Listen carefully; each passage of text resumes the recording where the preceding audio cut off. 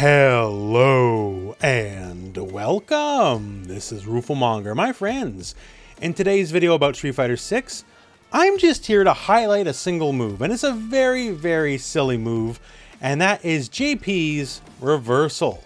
So JP, as you probably well know, is a very hardcore zoner in this game. And generally speaking, in fighting games, the hardcore zoners, the people who really control the screen well, generally don't have the best reversals. Either they have no reversal at all, or they have something that's not quite on the level of, say, a Dragon Punch or Shoryuken, right? And in this game, his reversal might actually be better than a Shoryuken or a Flash Kick or a Dragon Punch or anything of the sort. So, well, let's talk about it. And by the end of this video, let me know if you agree with me on how silly this move is. So JP's counter is just down, down, and a kick. And he makes a little bit of a pose while glowing with the Psycho Power. And effectively, it's a counter move. If you hit him, he backs up and creates a projectile on the screen that eventually homes in on you. So the thing about this on its base level is, as a screen control character, if it connects at all, it creates space. So he creates space away from you, creates a projectile, and by the way, it definitely can juggle after the fact, so it's a very strong projectile. So that's really good in and of itself. But that's not what's crazy about the move.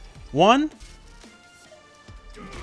it in no way starts instantly. You can be counter hit out of it. It only goes active after the first few frames. So it's not necessarily a true wake up option, right? So there's a weakness to it. However, that weakness is alleviated in the Overdrive EX version of the move, as that does start up in frame 1. And also, it creates 2 projectiles instead of 1. And yes, just like before, you better believe it, you can definitely juggle after the fact. Even get a level 3 if you want. So certainly a lot more damage than a Flash Kick or a Shoryuken is on the table here. Now let's get into the messed up stuff about this.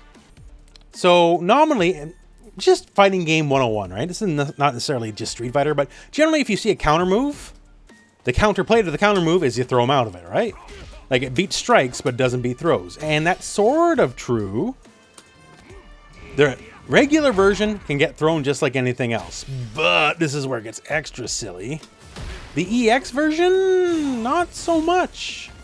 If you go for a throw, a command grab, you know, spinning pile driver, you're gonna get countered. And I know where your mind's going because Zangief's on the screen, and let's allay this one out of the gate.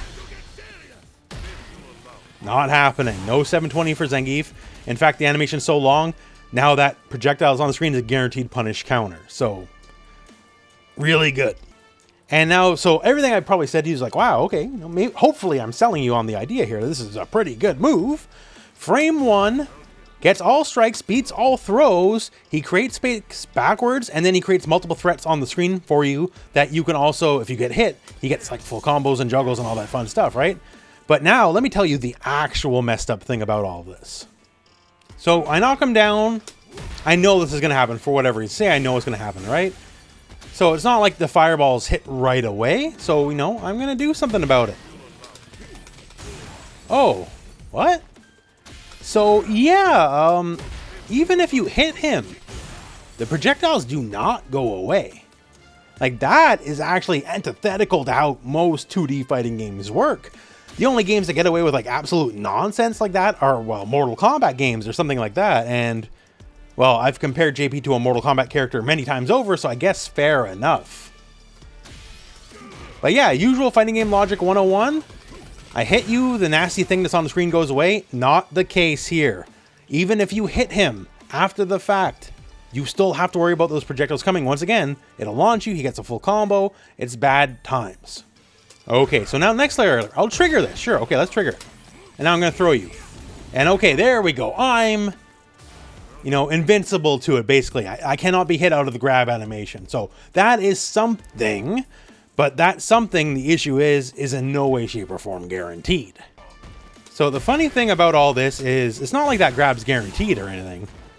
It's not like you have a punish just because you can call it out and don't get directly punished by the fireballs even in the corner. He can still freely move and do whatever he wants. So, you know, your cool command grab doesn't actually amount to much. Because he can jump land on you, or the projectiles will hit you, whatever, the combo will happen. So that's all really, really good. Like in this scenario, yes, if he had like a more traditional Shoryuken, he'd blow you up, right? So it's not necessarily has all that utility, but this move has lots of other utility. As he gets out of dodge, he puts the pressure on you, especially say mid-screen. It's not like you can chase him down at this point. You just have to lose your turn, right? At which point JP, well, he can be very comfortable setting up whatever he wants. You know, spamming more projectiles your way, spamming more ghosts. Like whatever he wants to do, you can't afford to challenge those fireballs mid-screen at all. So for his game plan, it's almost more valuable than just quick damage, quick knockdown, right? Because it lets him be very tricky and set up camp. So another really strong thing about the move, and I know we have different characters here, but bear with me a second here, is it destroys safe jumps. So in this scenario, E Honda can jump and land on Ryu's head, right? And the thing about this setup is if he did a Shoryuken, I can still do the exact same thing, and not only do I get the kick if he's there, but if he Shoryukens, I get the block in time. So I get to be completely safe if he Shoryukens, and if there is no Shoryuken, I get to land on his head, right? So that's great, that's great. But since JP is frame 1 armored on the counter, it doesn't work that way.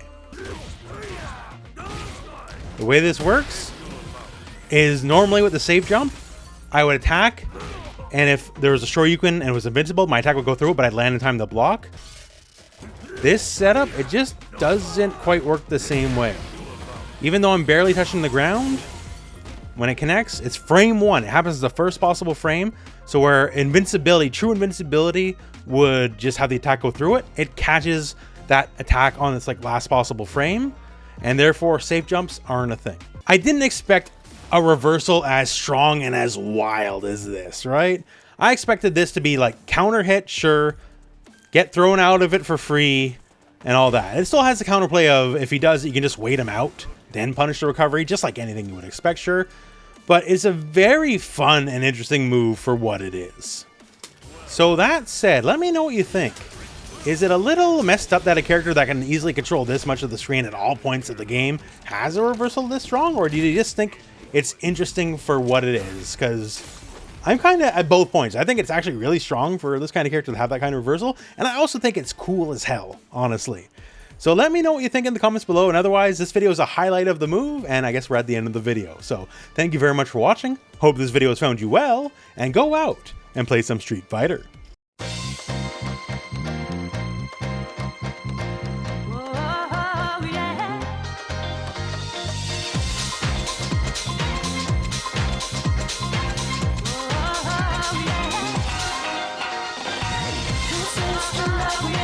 This is the love making.